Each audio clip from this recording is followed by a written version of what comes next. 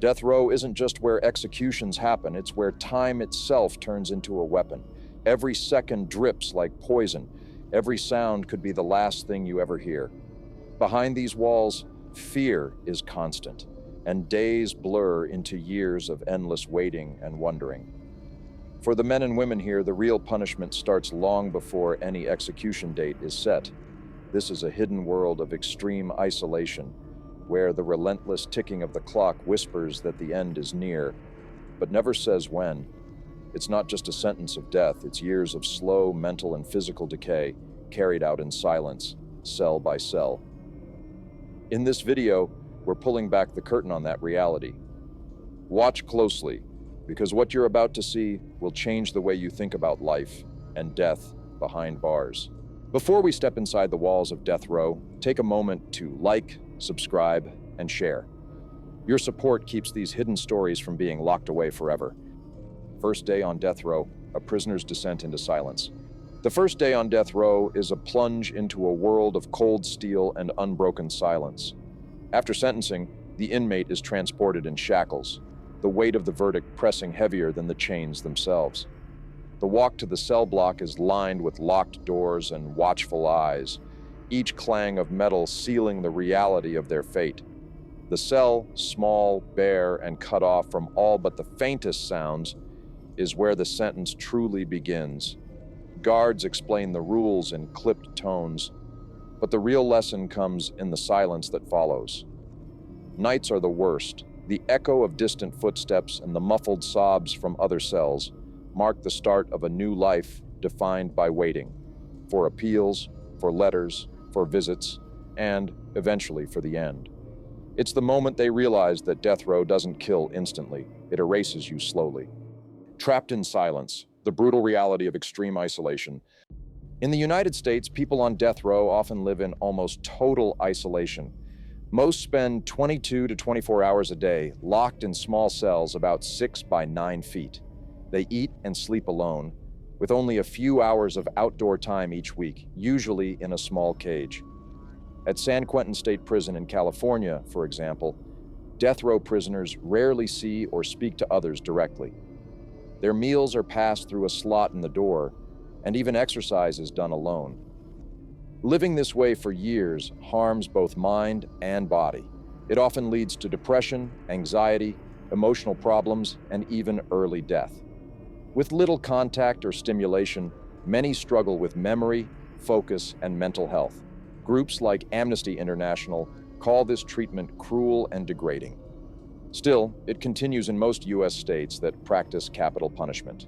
Death row syndrome: causes, effects, and psychological impact on inmates. Death row syndrome is the mental harm caused by living for many years with the fear of being executed. People on death row often struggle with deep anxiety, depression, paranoia, and emotional breakdowns. In the United States, the Bureau of Justice Statistics 2021 shows that the average wait between sentencing and execution is more than 20 years. This long delay makes the mental suffering even worse. Prisoners live in constant uncertainty, not knowing if their appeals will succeed or when their execution will happen. In very severe cases, courts must decide if a prisoner is mentally fit to be executed. In 1986, the U.S. Supreme Court ruled in Ford v. Wainwright that executing the insane is unconstitutional. Still, the long wait often pushes inmates toward mental collapse. Critics call this a form of psychological torture, a problem also seen in Japan's system, where inmates are informed of execution only hours beforehand, producing similar distress worldwide. Limited human contact: effects of isolation on mental and emotional health. Death row inmates often endure severe restrictions on physical and social interaction. In many states, visits are strictly non-contact, conducted through thick glass or via video conferencing. Florida's death row, for instance, allows only non-contact visits, even from close family. This separation removes basic human comforts such as holding a loved one's hand. Phone calls are tightly limited and monitored, sometimes capped at just 15 minutes. Letters are censored and can take weeks to be delivered. Guards may further limit conversation by prohibiting casual talk during yard time or medical visits. Over years or decades, this isolation erodes emotional resilience, making prisoners more withdrawn and distrustful. Family bonds weaken as children grow up without hugging a parent, and friendships outside fade entirely. Human rights groups argue that denying physical contact is unnecessarily cruel, especially when other maximum security inmates are allowed limited physical interaction without major security incidents. For many on death row, human touch becomes a distant memory. Life on death row, the hidden suffering and cruel conditions inmates endure. The physical environment of death row is designed more for control than for humane living, and the result is punishing. Inmates are confined to cramped cells with bare concrete walls, metal bunks, and exposed toilets that strip away any sense of privacy. Many cells lack windows, cutting prisoners off from sunlight and natural rhythms. At Louisiana's prison, summer heat can soar past 100°F or 38°C without air conditioning, while winter nights bring biting cold with little heating. The constant noise, slamming doors, guards' footsteps, and shouting from other inmates creates a relentless atmosphere of tension. Showers are often restricted to just a few times a week, with cold or unclean water, while food is notoriously poor in both quality and nutrition. Such conditions fuel malnutrition and worsen chronic illnesses like asthma or arthritis. Officials call these conditions secure and cost-effective, but critics say they violate human rights and deepen inmate suffering. Locked away from life, how prisoners lose access to basic activities. Life on death row is far more restrictive than in the general prison population.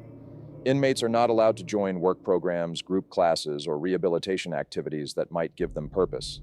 In places like Texas, death row prisoners have no televisions, no shared recreation, and no group education, only books if available. Exercise is done alone, often in a small cage-like pen without access to sports or gym facilities. Creative outlets such as art or music are usually banned for security reasons. This lack of activity creates boredom, mental stress, and a slow decline in thinking and social skills. Inmates can spend decades with little to no meaningful engagement, making time drag painfully. A few states, like California, have introduced limited programs, but these are rare. Experts say such restrictions worsen mental health, leaving prisoners in hopeless, endless waiting. Every move watched, the extreme surveillance of death row inmates. On death row, inmates live under non-stop observation. Cameras monitor their cells at all times, and guards check on them every 15 to 30 minutes, day and night. These checks, meant for security, often disturb sleep with loud noises, bright lights, or direct interactions.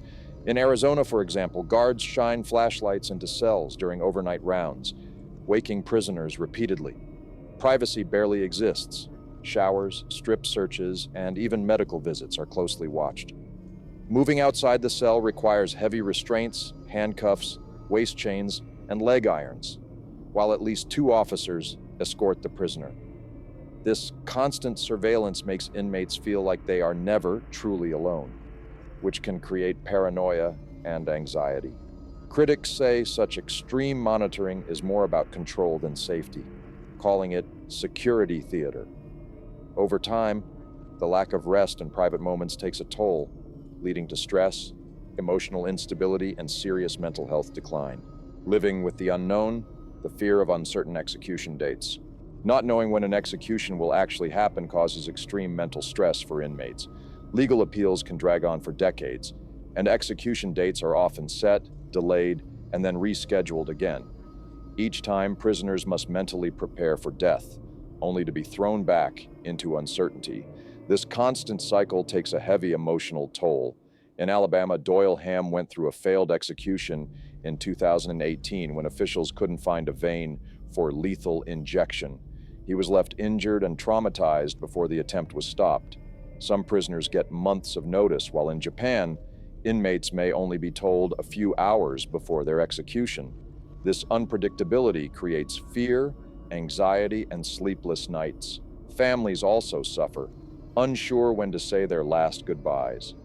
Many critics argue that this emotional roller coaster is a form of psychological torture that leaves permanent scars. The forgotten victims. Families coping with death row realities.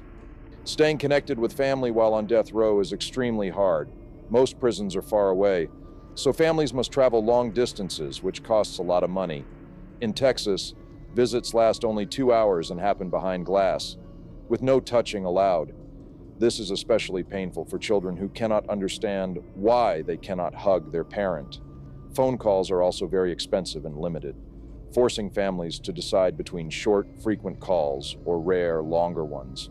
Letters are cheaper but often delayed because they are checked for security reasons. Over time, these barriers create emotional distance. Spouses may move on, children grow up without a parent's guidance, and elderly parents may pass away without saying goodbye. Many inmates eventually lose all family contact, leaving them completely isolated.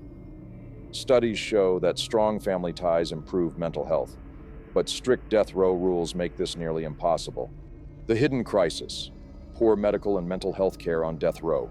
Death row inmates often struggle with very poor health care. Physical illnesses can remain untreated for weeks or even months because of staff shortages or tight budgets. Mental health care is usually worse, therapy sessions are rare, and psychiatric medicine can be delayed or suddenly stopped. In California, a 2015 state audit found serious gaps in mental health treatment, with some prisoners waiting months for appointments. Chronic illnesses like diabetes, heart disease, and lung problems can become much worse in prison without regular care. Dental issues are common but usually ignored until they turn into emergencies. On top of this, many prisoners suffer from death row syndrome, yet only receive little or no counseling. The UN's Mandela rules say prisoners should get the same health care as the general public, but these rules are often ignored. Advocates argue poor care violates human rights and causes preventable suffering. The harsh stigma and loss of humanity on death row. Death row prisoners face a heavy social stigma, often labeled as monsters who cannot change. This view shapes how they are treated by guards, officials, and even other inmates. In states like Texas, they are not allowed to join group religious services or eat meals with others, leaving them more isolated. Guards may use numbers instead of names, which takes away their identity. The media often highlights their crimes, but rarely mentions mistakes in the system. Over 195 death row inmates in the U.S. have been proven innocent since 1973, according to Death Penalty Information Center data. The stigma spreads outside prison, where families face harassment and supporters are judged for offering kindness. This ongoing dehumanization destroys self-worth and blocks any chance for growth. Human rights groups warn that denying dignity, even to the guilty, weakens justice and humanity itself. Final hours on death row, the harsh reality of the last day. For those whose execution date finally arrives, the last day is unlike any other. It begins in the same small cell, but every moment feels magnified. Guards may allow a final phone call or a visit from loved ones, each goodbye heavy with the knowledge it's the last. A special last meal is offered, though many are too anxious to eat. Hours before, the inmate is moved to a holding cell near the death chamber under constant watch. The walk to the execution room is silent except for the sound of chains, each step echoing finality. Outside, witnesses gather, some for justice, others in sorrow, while inside, time counts down to the second. No matter how it ends, that final day is the sharp, merciless end to years of slow decay. The final reality check: what we learned from death row. Being on death row is not just about the execution. The true punishment is the long years before it, filled with loneliness, fear, and the slow damage to both body and mind. Many prisoners never reach their execution day because of appeals, delays, or sometimes being proven innocent. But even if they are freed, the deep scars from years of suffering never go away. No ruling can give back the lost time. Death row is not only where a sentence is carried out, it's a place where silence, waiting, and neglect break a person long before the final moment. If you found this video eye-opening, please take a moment to like it, subscribe if you haven't already, and share it with others. Your support helps this channel grow and allows us to keep bringing you powerful stories like this one. Thank you for watching.